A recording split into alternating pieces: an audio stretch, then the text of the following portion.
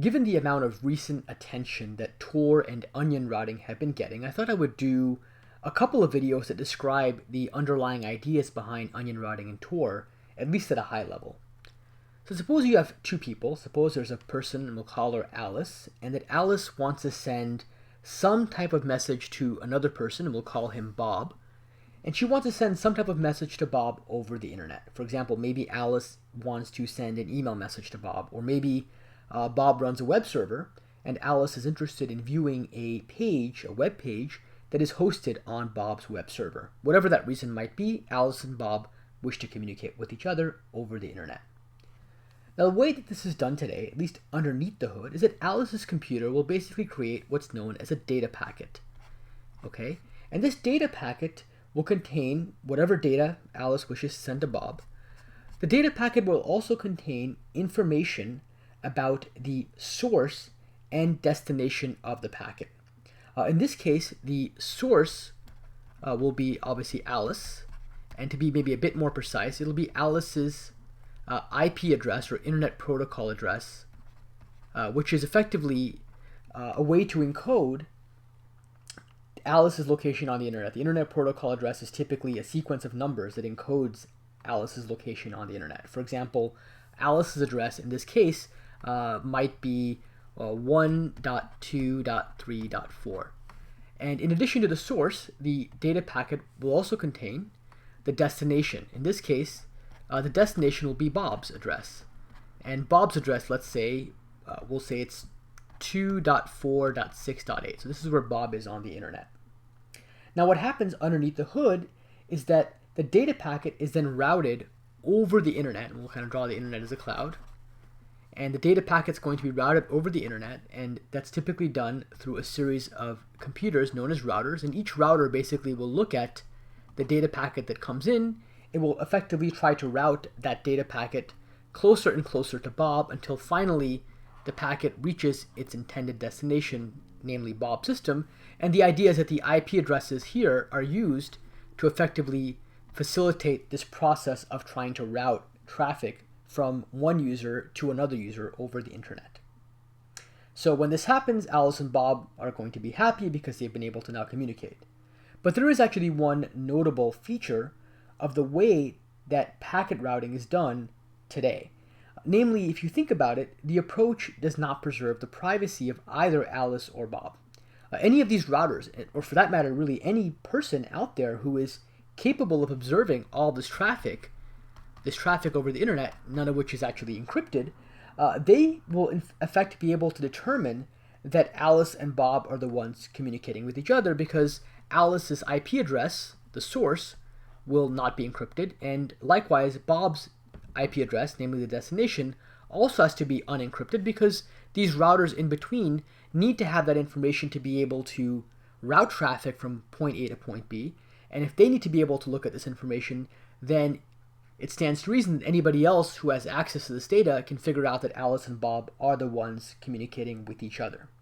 Now I want to point out that even if Alice encrypts her data to Bob, she's not going to be able to encrypt the source and destination IP addresses. So effectively, a third party who is able to eavesdrop on any aspect of the communication, they may not know that what Alice is sending to Bob, but they will actually know that Alice and Bob are the ones communicating with each other. Onion routing is a technique by which Alice and Bob can communicate, but while protecting their privacy. So to make it easier to understand, what I will do in this video is give a physical analogy, and then in the next video I'll actually describe the actual technical mechanics behind that physical analogy. So imagine that Alice knows of a bunch of people. She may not actually know them, but she knows of them, and let's say she just knows their addresses, and there are people maybe all over the internet that she knows, and we're going to maybe give them some names. So let's say there's that she knows these three people, and let's call this one Ted, and we'll call the first one Carol, and we'll call the middle one David, or let's say Dave. And so she knows of all these people, Carol, Dave, and Ted. And what Alice will effectively do is she's going to pick these three people, and she's going to take her message for Bob, and she's going to put it, first of all, in an envelope. So let's say this is the original message she wants to send over to Bob.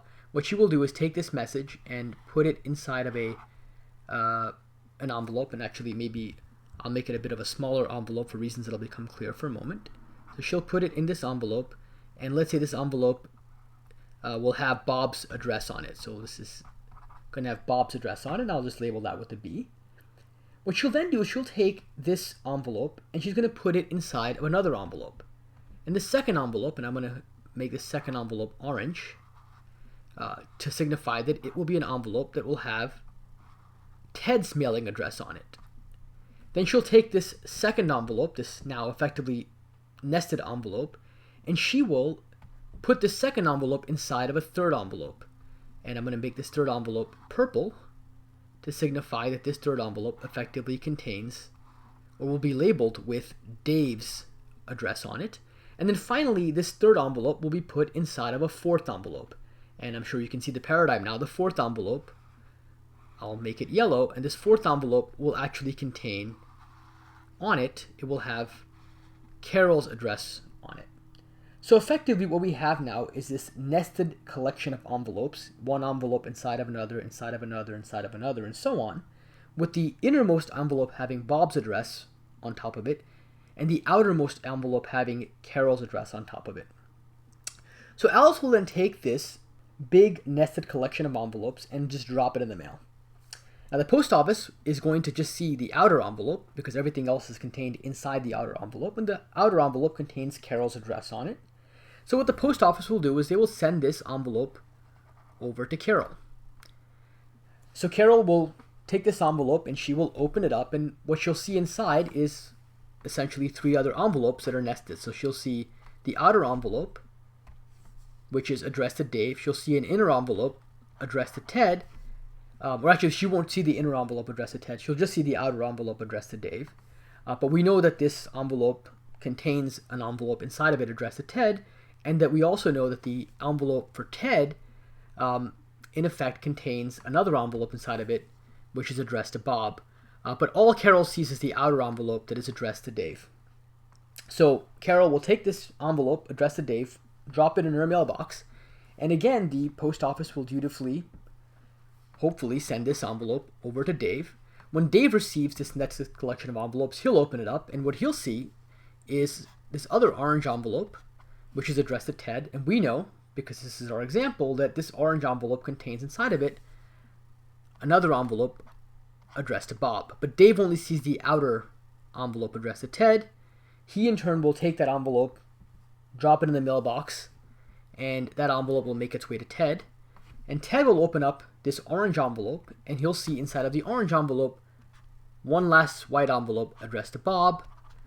Once that gets dropped in the mailbox, that final envelope will go over to Bob. So if you think about it, you'll see that it takes a lot of work for anyone to really figure out what's going on here with regard to who is communicating with who. For example, Dave only sees a message between Carol and Ted. Carol only sees a message between Alice and Dave, and Ted only sees a message that's going between Dave and Bob. No single one of these parties actually sees that Alice and Bob are the ones communicating. Each party only gets to see essentially one link of the chain. And without being able to see the entire chain, no one can tell that Alice is really at one end of that chain and that Bob is at the other end of that chain. Now, onion routing is basically a way to technically achieve this type of envelope analogy, but in the technical realm and using some mathematics to do so. And TOR is an actual implementation of onion routing. In fact, TOR stands for the onion router. It's an actual implementation of the onion routing paradigm. So what I will do is I will stop this video right here. In the next video, I will go ahead and describe the actual technical mechanics behind how onion routing and TOR work.